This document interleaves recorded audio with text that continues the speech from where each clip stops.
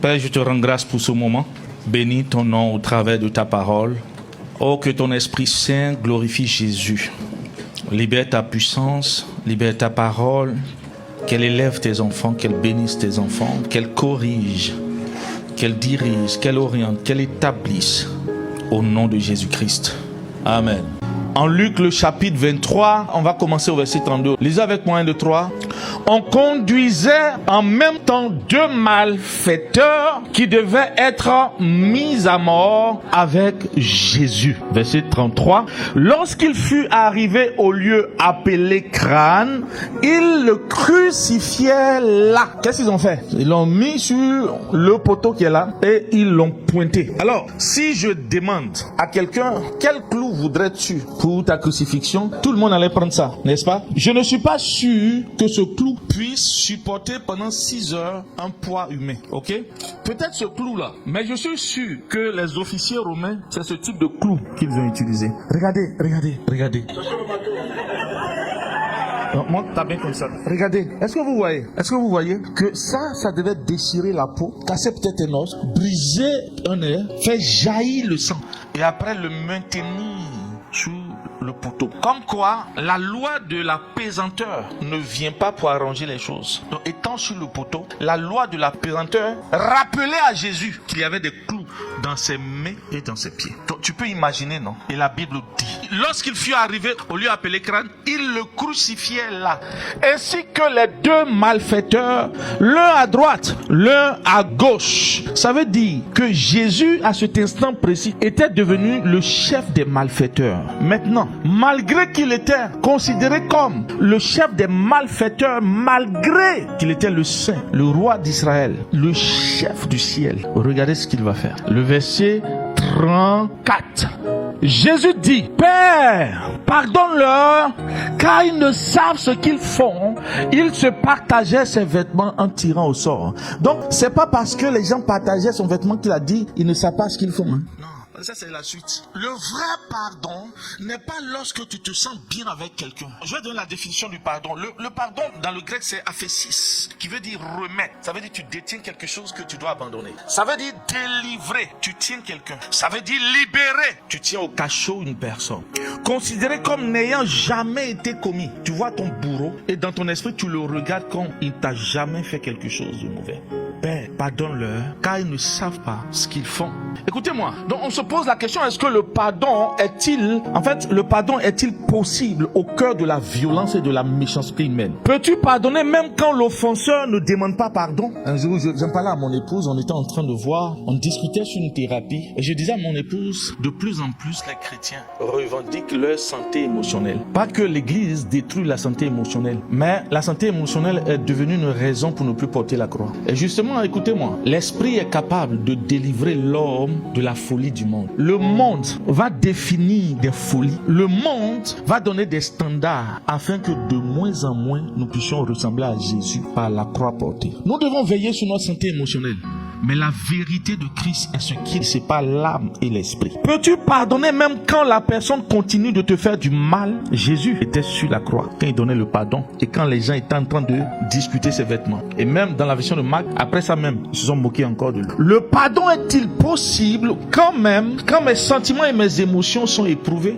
Le pardon est-il possible que lorsque nous sommes dans de meilleures dispositions? Alors c'est quoi? Comment développer l'art du pardon au cœur du mépris et de la violence? On va lire Éphésiens 4, verset 32, qui est notre verset de base, plus Luc 23, 34. Éphésiens 4, 32 dit, soyez bons les uns envers les autres, compatissants, vous pardonnant réciproquement. Et il ne s'arrête pas là. Ce qui me plaît dans ce verset, il nous montre le modèle du pardon réciproque. Donc, en lisant réciproque ici, tu vas dire, ah, s'il m'a pardonné, je pardonne. C'est ça, hein? S'il me fait du bien, je lui fais du bien. Mais c'est pas ça. C'est les uns les autres là qu'il a exprimé autrement. Maintenant, il va nous donner le modèle du pardon. Le modèle du pardon que toi, tu dois développer. Parce que dans nos familles, on nous a appris comment pardonner. Les petits frères, grands frères font des palabres, se disputent sur des choses. Et puis l'enfant boude. On dit qu'il faut pardonner. On enseigne une forme de pardon. Il y a plusieurs formes de pardon. On enseigne beaucoup. Mais le pardon dont la Bible parle, Ephésiens 6 là,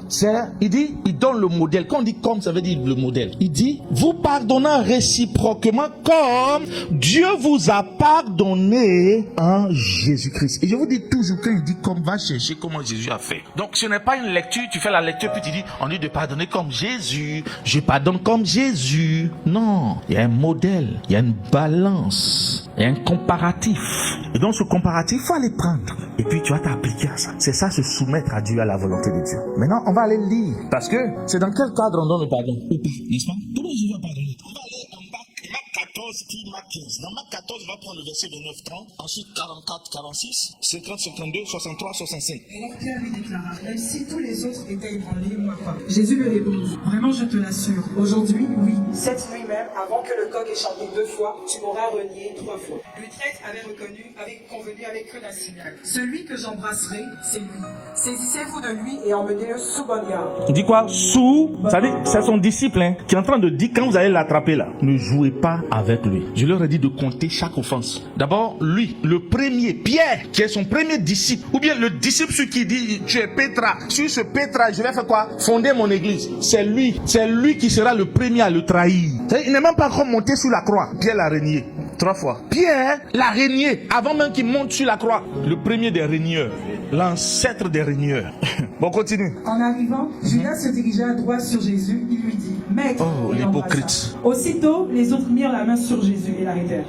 On continue. Alors tous ses compagnons l'abandonnèrent et prirent la fuite. Hey. Un jeune homme le suivait, couvert seulement d'un drap. On le saisit, mais il abandonna le drap et s'enfuit tout nu. Regardez. Alors, Attends, stop. Vous avez vu les affairés? Matin, je montrais, ça c'est une affairée. Vous voyez, au quartier, on a attrapé Jésus, on va le tuer. Le gars, il dormait, il était nu. Il dormait, il avait le drap sur lui, il a sauté du lit à son drap. Et puis il l'a suivi. Maintenant, tellement l'affaire était chaude. Les pieds l'ont fui.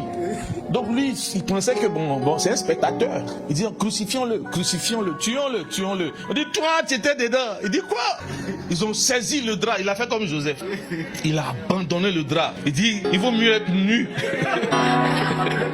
Il vaut mieux être nu. Vous voyez, Jésus a payé aussi le prix pour les affairés. On continue. Alors le grand prêtre déchira ses vêtements en signe de consternation et s'écria, qu'avons-nous encore besoin de témoins? Stop. Vous avez... En fait, je disais ce matin, l'action que le grand prêtre a fait ici, ça passe inaperçu. La Bible nous dit en Exode le chapitre 28, verset 2, que pour Aaron, l'on fera un vêtement pour marquer sa dignité devant le peuple. Pourquoi? Parce que Aaron était celui qui représentait Dieu au milieu du tabernacle. Et quand lui il sortait, après avoir fait les actes de purification, il tendait la main vers le peuple et disait, Dieu vous bénit, et il prononçait la bénédiction de Dieu. Donc lui, il était en fait le sacrificateur qui expiait les péchés des gens. Et ce jour-là, vous savez ce que le grand prêtre a fait? Le vêtement qui faisait de lui, le grand prêtre sous l'air Aaron, qu'est-ce qu'il a fait? La Bible dit, il l'a déchiré. Ça veut dire, lui-même l'a déshonoré en disant, en fait, ce sacerdoce n'existe plus. Donc en déchirant, c'est la raison pour laquelle quand Jésus est mort, la première chose, ce fut le drap, ce fut le rideau du temple qui s'est déchiré pour dire que désormais l'ère de la loi est finie, l'ère de la grâce en Jésus-Christ. Alléluia.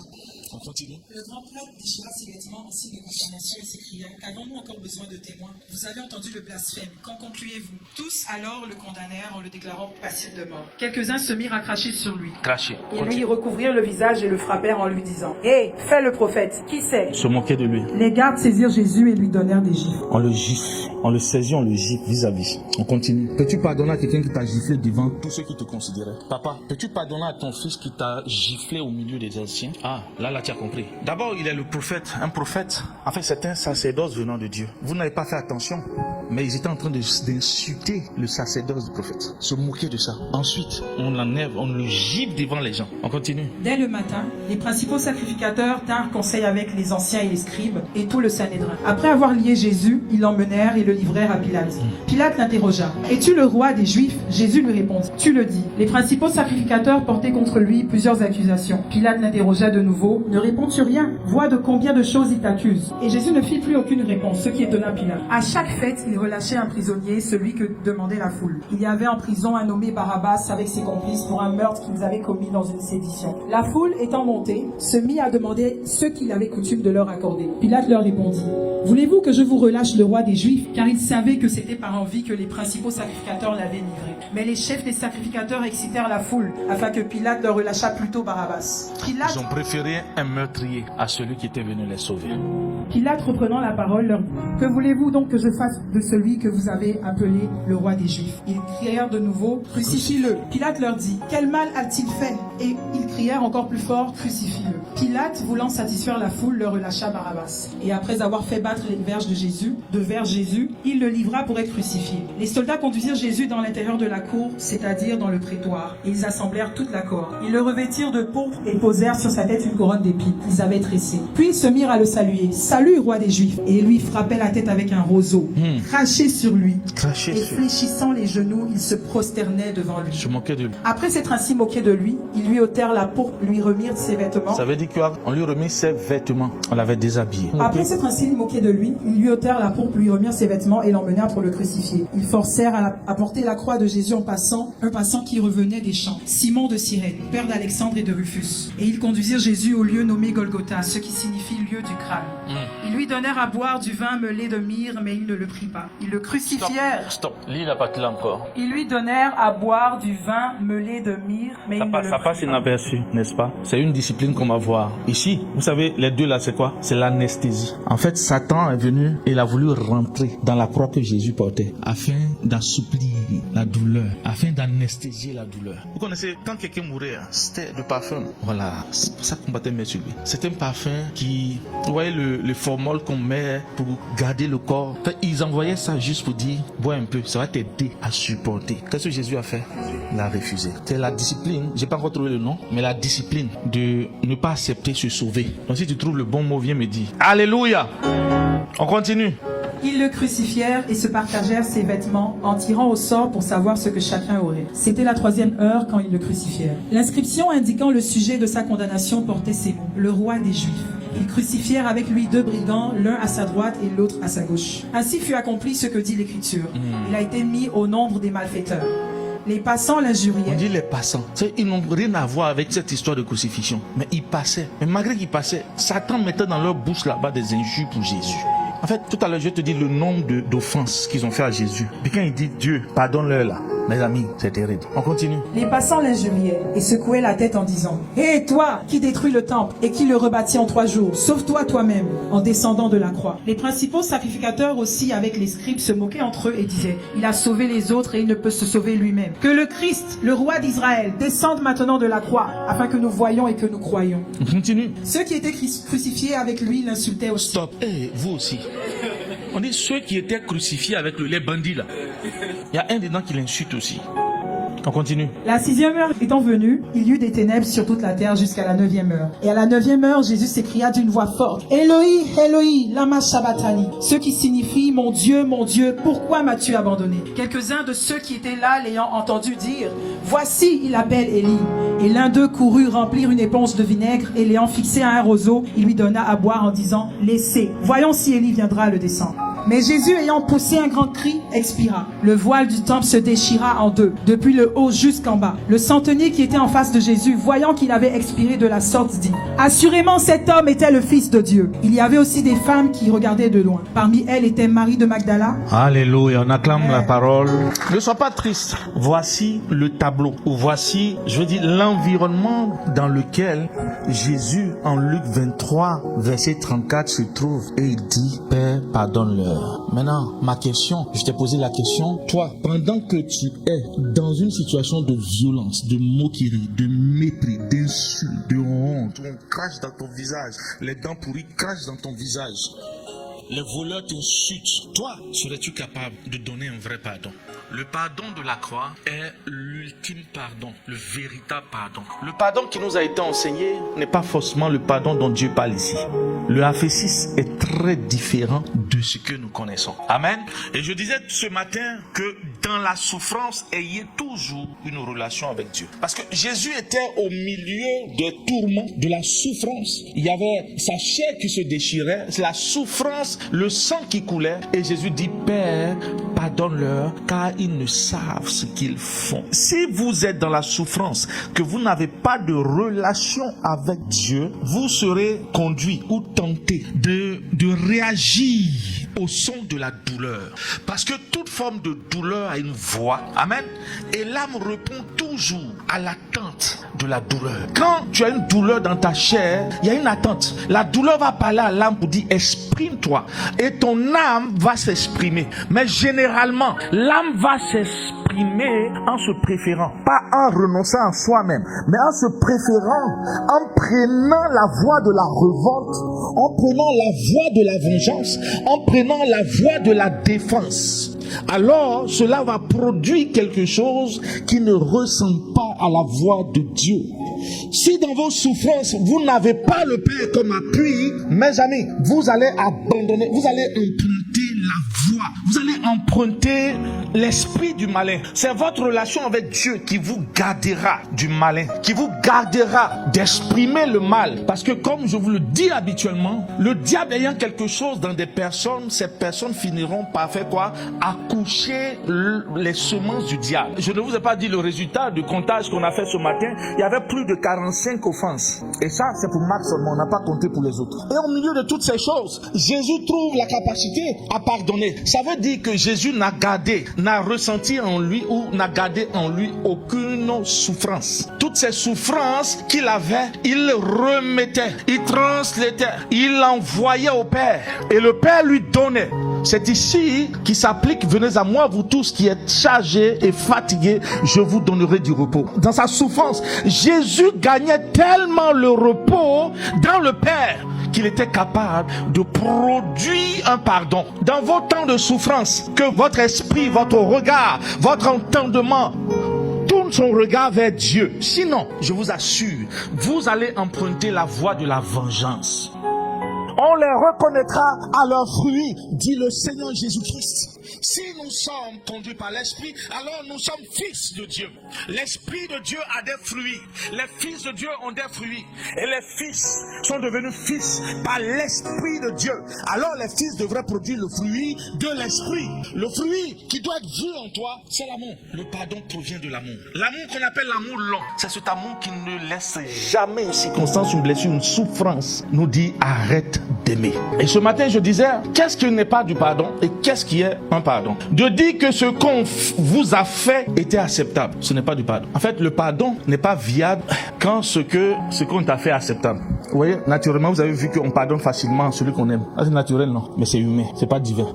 C'est pas parce qu'on t'a violé dans ton enfance que tu vas dire que le viol est acceptable. Le viol n'est pas acceptable. Tu dois identifier le mal là, c'est un mal. Est-ce que vous me comprenez? Même quand tu as identifié que c'est un mal, tu dois être capable d'aller et de produire quand même le pardon au-delà du mal qu'on t'a fait. Ça, c'est un pardon. Tu rentres pas dans un déni. Ce qu'on faisait à Jésus, c'était mal. On le crucifiait, on l'insultait, on crachait, on disait des mauvaises choses sur lui. Il n'a pas dit que c'est bon. Il n'a jamais dit ça. Il le regardait, il parlait pas, mais il produisait constamment dans son cœur, dans son âme, de la capacité à pardonner. Parce qu'il n'a pas écouté la voix de sa chair. Ça fait mal. Il n'a pas dit, les gars, vous ne voyez pas ce que vous me faites. Il n'a pas dit, les gars, vous ne voyez pas que vous-même, est-ce que vous avez déjà essayé de mettre un clou dans votre chair? Il n'a pas dit ça. Parce que du moment où il commence à écouter ça, la chair va réclamer la vengeance. La chair va réclamer un genre de supplice. La chair va réclamer, c'est suffisant.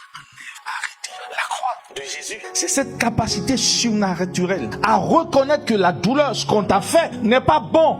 On t'insulte, on te critique, on parle mal de toi, on te donne un mauvais nom. Et chez ceux qui t'aiment, il y a des gens, quand ils arrivent dans un environnement, même si c'était ton environnement naturel où tout le monde t'aimait, du jour au lendemain, personne ne t'aime. Mais malgré ça, tu dois être capable, à l'intérieur de toi, de ressortir, d'exercer, d'enfanter la nature de Dieu. Qu'est-ce qui n'est pas un pardon?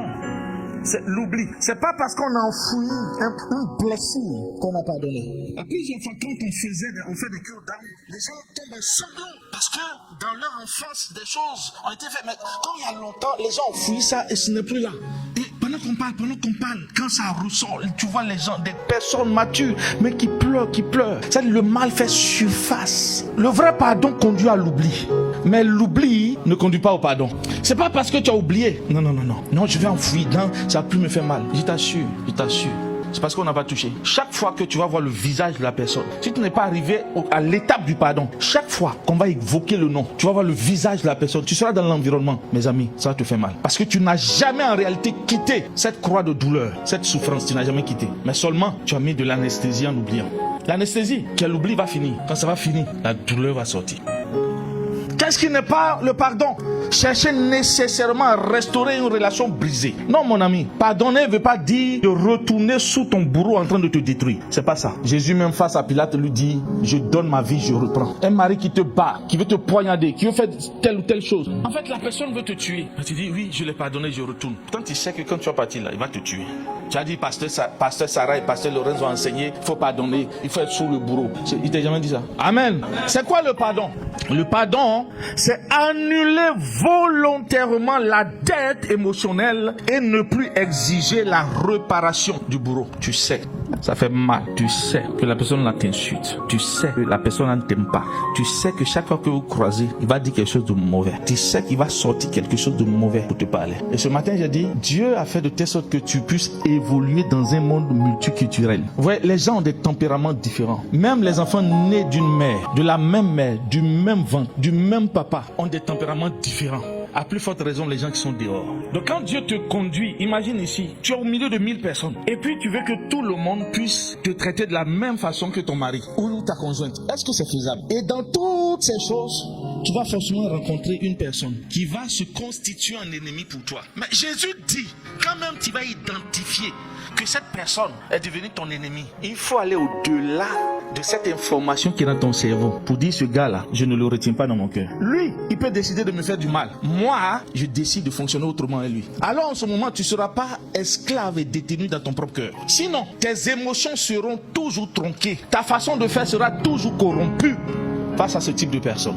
Le pardon, c'est libérer l'offenseur du tribunal de votre cœur. C'est-à-dire, tous les jours, parler dans son cœur. Pourquoi il m'a fait ça? Pourquoi il me fait ça? Pourquoi il ne m'aime pas? C'est pas ta faute. Est-ce que tu es dans sa tête? Est-ce que tu connais le mobile? Ouais, dans la version de Matthieu, on dit, c'est à cause de la jalousie que les pharisiens faisaient ça. Donc, cette jalousie est née d'où? Parce que eux, quand ils ont des grosses robes, quand ils vont dans les synagogues, ils ont toujours les meilleures places. Mais quand ils sortent là, personne ne les suit. Eux qui les suit. Dans la synagogue, ça c'est votre place. Faites ce que vous voulez. Mais dehors, vous n'êtes pas nos stars. Mais Jésus n'a pas besoin d'aller faire publicité à la synagogue. C'est-à-dire, il passe dans la vie, tout le monde le suit. Il passe dans la vie, il le suit. Il va sur lui, on le suit.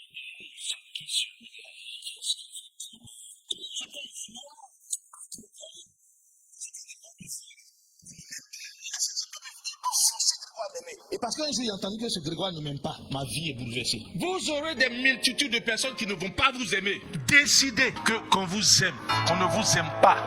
Dieu vous aime. Maintenant, vous devez être capable, par la discipline de la croix, de ne pas être comme lui. Vous devez porter en vous l'image, le modèle du pardon de Christ. Le pardon, c'est quoi? C'est une décision et non un ressentiment. Oui, lui, quand je suis avec lui, vraiment, il m'aime bien, il parle bien de moi. Donc moi-même, j'ai des meilleurs sentiments envers lui. C'est-à-dire, je ne peux pas l'accuser, je ne peux pas le condamner. Mon ami, il faut sortir, hein. Sors de ton sommeil. Dehors au travail, on va te détester. Dans la rue, on va te regarder mal. Dans certains groupes, quand tu es arrivé, ils vont s'éclipser. Je me rappelle des personnes qui, à l'école, on dit de former un groupe de travail. On te laisse seul. Tu te sens sale. Tu te sens répugnant. Pourtant, tu es la clé de la classe. À cause de ça, tu vas te pendre. Tu vas développer leur caractère. Tu vas développer leurs sentiments. Le pardon de la croix est le pardon qui ne cherche pas une source pour exercer le mal. Vous savez, comme je le dis, le refus du pardon vous enchaîne et vous rend captif. Développer l'art du pardon, c'est garder la bienveillance au milieu de la méchanceté. Mais aujourd'hui, je te conseille, tu veux devenir comme Dieu. Tu veux que Dieu soit toujours avec toi. Garde ta bienveillance au milieu de la méchanceté humaine. En Actes, le chapitre 6, verset 34, ils avaient accusé Étienne. Étienne avait commencé à expliquer la Bible depuis Abraham jusqu'à Jésus. Et vous savez, quand la parole s'exerce, la Bible dit la parole permanente et efficace, c'est quoi? est capable de faire quoi? Séparer. Donc ils ont tellement été exposés à la vraie parole. À un moment donné, l'âme dit non, je vais plus, je vais aller vers Dieu. L'esprit dit je vais être comme Dieu. L'âme dit non, gardez votre place de pharisien. Et vous savez ce qu'ils ont fait? Ils entendaient la vérité. Ils ont pris la résolution personnelle de prier pour entendre la voix de Dieu et de fermer leurs oreilles. On va lire. En entendant ces paroles, ils étaient furieux dans leur cœur et ils graissaient des dents contre lui. Mais Étienne, rempli du Saint-Esprit et fixant les regards vers le ciel, vit la gloire de Dieu et Jésus debout à la droite de Dieu, et il dit: je vois les cieux ouverts et le Fils de l'homme debout à la droite de Dieu. Il poussait alors des grands cris en se bouchant les oreilles et ils se précipitaient tous ensemble. Donc je disais ce matin, s'il y avait 1000 personnes, comment 1000 personnes peuvent en un instant, en un clin d'œil, avoir un go, un tempo de se précipiter sur Étienne en même temps? La charge du mal. Satan les avait tellement chargés de haine. Faites très attention à la rancœur. Faites très attention à l'orgueil. Faites très attention. C'est l'orgueil qui a fait qu'ils ont fermé leurs oreilles à la parole. Faites très attention. Ces choses maintiennent les hommes dans la vengeance continuelle. Si votre cœur se trouve à être orgueilleux par rapport à la parole de Dieu, par rapport à une personne, je vous assure, vous n'êtes pas loin de commencer à vous venger, de commencer à faire de mauvaises choses, de commencer à faire de mauvais plans, de commencer à détruire la carrière de certaines personnes. Et la Bible dit, ils se précipitaient tous ensemble sur lui, comme si à un moment donné, Satan donnait le go de le tuer. Il le traînait hors de la ville et le lapidait. Les témoins déposaient leurs vêtements aux pieds d'un jeune homme nommé Saul. Et il lapidait Étienne qui priait. Je vous ai dit tout à l'heure quoi? Qu'au milieu de la souffrance, il faut faire quoi? Il faut avoir une relation avec qui? Avec Dieu. Si vous n'avez pas de relation au milieu de la souffrance avec Dieu, je vous assure, la douleur va parler à l'âme. L'âme va appeler Satan. Et Satan va réagir au travers de vous, votre cœur. Il lapidait Étienne qui priait et disait: Seigneur Jésus, reçois mon esprit. Puis, là, quand il disait je te donne mon esprit, il est debout. Maintenant, pour prier, vous voyez, en fait, c'est pour vous dire que le pardon ne regarde pas la douleur. Toi qui regardes que ta douleur s'est apaisée, là, tu donnes pardon, là. Regardez. Pendant qu'on le lapide, c'est là il se met à genoux. Pour qui? Pour ses ennemis. Regardez. Puis, il a fini de prier pour son âme à lui, pour son esprit à lui. Il dit, puis, s'étant mis à genoux, il s'écria d'une voix forte: Seigneur! En fait, il voulait se rassurer que les cris des gens là n'étouffent pas sa prière. Seigneur, ne leur impute pas ce péché. Et après ces paroles, il s'endormit. Waouh! Es-tu un chrétien? Es-tu un disciple de Jésus? Peux-tu porter cette croix? Peux-tu porter cette croix? Vous voyez, les disciples du premier siècle ont tous été brûlés, décapités, crucifiés, sciés. La croix est supportable et facile pour nous quand nous avons une relation avec Dieu. La douleur de la croix est supportée par Jésus lui-même. Écoutez-moi bien, je ne suis pas en train de te dire d'aller mettre des douleurs sur toi. La croix de Jésus est supportable par Jésus lui-même. Si vous n'avez pas de relation avec lui au milieu du mépris, vous allez devenir une autre personne. C'est pourquoi les chrétiens deviennent amers. Ils vont dire, j'ai été chrétien au milieu des chrétiens, j'ai pas trouvé l'amour. J'ai été au milieu des chrétiens, ils sont pires que les païens. Mais toi, tu as fait quoi? Tu as fait quoi pour ressembler à Jésus? Tu as fait quoi pour ressembler à Jésus? Je retourne dans le monde. Tu as fait quoi pour ressembler à Jésus? C'est l'attitude des gens qui doit te convertir, qui doit te transformer. C'est pas la parole de Jésus. Éphésiens 4:32, il dit: pardonnez-vous réciproquement, comme le Père l'a fait pour vous en Jésus. Donc le pardonner là, c'est en fonction de comment Jésus lui-même a fait. Donc tu ne peux pas te donner des raisons. Les raisons font partie. J'ai donné à peu près 4 raisons qui deviennent des ennemis du pardon. Le raisonnement fait partie. Tu peux te donner toute bonne raison de descendre de la croix. Tout le monde peut se donner ça. Mes amis, Jésus le roi, quand on l'a giflé, ils ont commencé à se moquer du trône de Dieu. Il peut dire, moi on peut m'insulter, mais le trône de mon père, je ne peux pas. Tu peux tout me faire, il ne faut pas toucher au nom de mon père. Il y a son client ici. Tu peux tout me faire, il ne faut pas toucher au nom de mon mari, à son client ici. Mon Dieu. Mes amis, pardonnez quand tout pousse à haïr. Alléluia. Cultivez toujours le pardon là où règne le mépris et la violence. Au cœur de la haine, faites jaillir le pardon comme une lumière. La discipline du pardon s'exerce même dans l'agonie, dans la souffrance. C'est-à-dire que tu es en train de partir comme Étienne a fait. Mais tu dis, de moi là, sortira toujours. Vous savez pourquoi Jésus a dit en Matthieu 7:23, je ne vous ai jamais connu? Ça veut dire qu'il prêche pour des gens, il délivre des gens, mais eux-mêmes ne sont pas capables d'avoir du pardon à l'intérieur d'eux. Ils sont des pasteurs. Mais eux-mêmes, quand on les touche, ils vont se justifier jusqu'à... C'est pour ça que j'aime l'apôtre. Oui, il nous a toujours toujours enseigné à ne jamais le justifier devant les gens. Dieu est capable de justifier, non? Ça veut dire aussi, Dieu lui a donné le nom au-dessus de tous les noms. C'est dans l'univers, l'écho de sa justification s'est fait dans tout l'univers.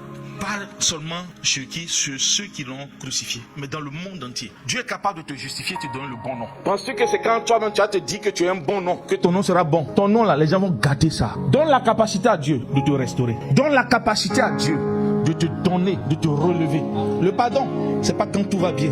Au milieu de la douleur la plus atroce, Jésus intercédait pour ses bourreaux. Fais comme Jésus. Le pardon selon la croix n'est pas conditionnel. C'est un acte de volonté qui libère. L'un des obstacles au pardon, c'est la rancœur. Il y a l'orgueil, il y a le raisonnement et la murmure. Celui qui commence à murmurer dit je ne veux plus aller de l'avant. La rancune. Combien ça coûte notre âme? Ou bien combien ça coûte à notre âme de ne pas pardonner? Pendant que Hébreux 15, verset 12 dit veillez à ce que personne ne se prive de la grâce de Dieu. Donc beaucoup de personnes se privent de la grâce de Dieu. Si tu poses la question à une personne, pourquoi tu te prives de la grâce de Dieu? La personne te dit je n'ai jamais fait ça. La personne te dira je n'ai jamais fait ça. Mais Jésus nous explique ici, il dit se priver de la grâce de Dieu, c'est garder l'amertume dans le cœur. Parce que l'amertume dans le cœur va pousser des racines. Or, nous sommes identifiés comme des fils de Dieu par l'Esprit de Dieu qui est en nous. Or, l'Esprit de Dieu, lui, il a des fruits. La rancune, l'amertume ne s'attaque pas aux fruits. L'amertume s'attaque à la racine. Ça veut dire l'esprit qui sous-tend le fruit. Parce que quand le Saint-Esprit vient, c'est à ton esprit qu'il délègue la puissance de produire du fruit. Il va rendre ton esprit amer.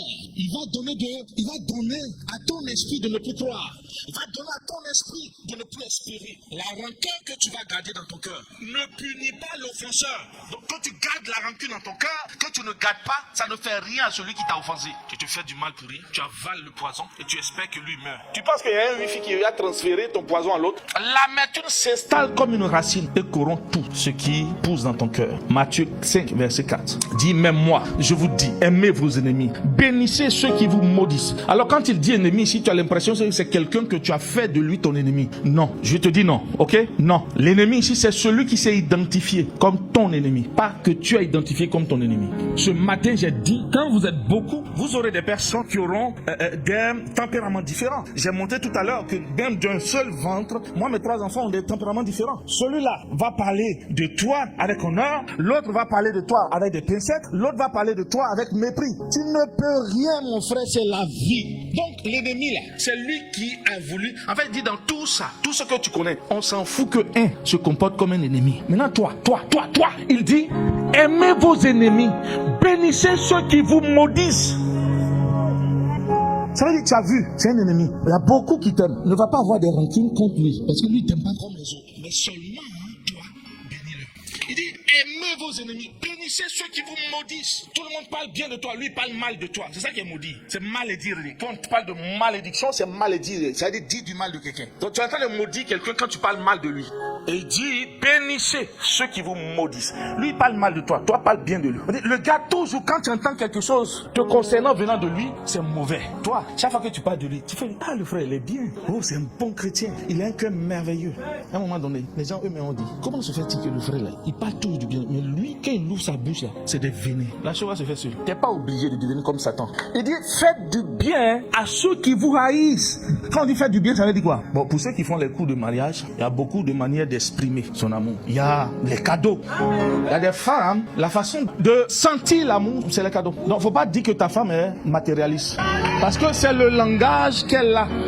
Il y a des femmes, leur façon de se sentir aimée, c'est qu'à la maison, tu l'aides dans les ménages. C'est le service rendu. Vous comprenez? Amen, amen. Donc, elle se sent aimée, elle se sent supportée, parce que tu balayes aussi, tu laves aussi les assiettes. C'est ça aimer. Il y a d'autres, elles vont se sentir aimées, parce que chaque jour, tu vas dire de belles paroles qui vont la valoriser. Donc quand il dit faites du bien à ceux qui vous haïssent, le bien l'on fait à qui? Il a dit ceux qui vous aiment. Il a dit de faire du bien à qui? En réalité, nous on aime faire du bien à ceux qui aiment. Est-ce que c'est la parole de Jésus? Tu es délivré? Il dit faites du bien à ceux qui vous haïssent. C'est Jésus qui parle.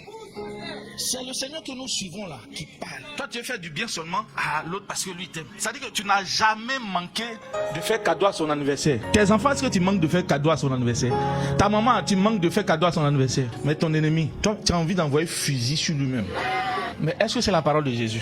On dit on se soumet à la voix de la vérité. Est-ce qu'on se soumet vraiment? Vous comprenez? Dit je suis chrétien là. Toi-même tu commences à comprendre. Il dit faites du bien à ceux qui vous haïssent. Priez pour ceux qui vous maltraitent. C'est ce qui se passait Jésus. C'est pas ce que Jésus faisait. Vous savez, quand il disait ça, il était en Matthieu 5 au début de son ministère. Mais quand il s'est trouvé réellement dans la maltraitance à la croix, qu'est-ce qu'il a fait? Il nous a dit au début là, il n'a pas fait. Il a fait ou bien il n'a pas fait? Il a dit de prier pour qui? Ceux qui le maltraitent. Est-ce qu'il n'a pas prié? Toi, quand on te maltraite, tu vas publier dans tout le monde, sauf prier pour la personne. Tes parents vont savoir, oh, mon mari me tue, mon mari m'aime plus, mon mari il est devenu démon, mon mari est devenu ceci, mon mari est devenu cela. Tout le monde va savoir sauf Dieu. Il dit priez pour ceux qui vous maltraitent et qui vous persécutent. Est-ce que tu vas t'asseoir, plier tes genoux, prier? Quand il dit prier, il n'a pas dit d'aller les maudits dans prière. Seigneur, souviens-toi de lui. Il me fait du mal, oui. Mais Seigneur, s'il me fait du mal, c'est qu'il a une blessure quelque part. Parce qu'en réalité, on ne se transforme pas en mauvais, en malin, en diable pour rien. Il y a toujours, je vous dis, la faim suscite une réaction de l'âme. Donc si tu n'es pas canalisé sur Jésus, la réaction de l'âme là va jamais suivre la voie de Jésus. Ça va suivre la voie du diable. C'est pourquoi ancrez-vous dans la parole. Sinon, sans même t'en rendre compte, tu es en train de faire l'œuvre du diable, pensant que toi tu as porté l'habit de Christ. Il dit, ils sont comme des loups au milieu des brebis. Ils ont l'habit de brebis, mais c'est des sorciers. Maintenant regardez le verset 45. Ce qui produit les choses avant, c'est que toi, tu sois identifié devant Dieu comme son fils. Donc il te reconnaît comme fils. Il dit afin que. Donc il vient ici te reconnaître comme un fils. Pourquoi? Parce que tu as aimé ton ennemi, tu as béni ceux qui te maudissaient, et tu as prié pour ceux qui t'haïssaient, tu as prié pour ceux qui te maltraitaient et ceux qui te persécutaient. Alors qu'il te regarde, il dit, lui c'est mon fils. Je le reconnais comme fils. Il va pas faire comme en Matthieu 7, 23. Je ne vous ai jamais connu. Je ne vous ai jamais connu là. Il a cité l'œuvre du ministère. Devenu comme un fils, il a cité l'état du cœur. La croix traite le cœur, pas les œuvres. Je suis compétent, n'a rien à voir avec la croix. Je suis l'image de Christ, ça a à voir avec la croix. Parce que la croix te donne la forme de Christ. Il te dit encore, la croix c'est le moule qui te transforme en Jésus. Donc cette parole, n'oublie jamais. Dans la souffrance, ayez toujours une relation avec Dieu. Elle vous gardera du mal et de sa nature. Est-ce que tu as été béni? On acclame Jésus.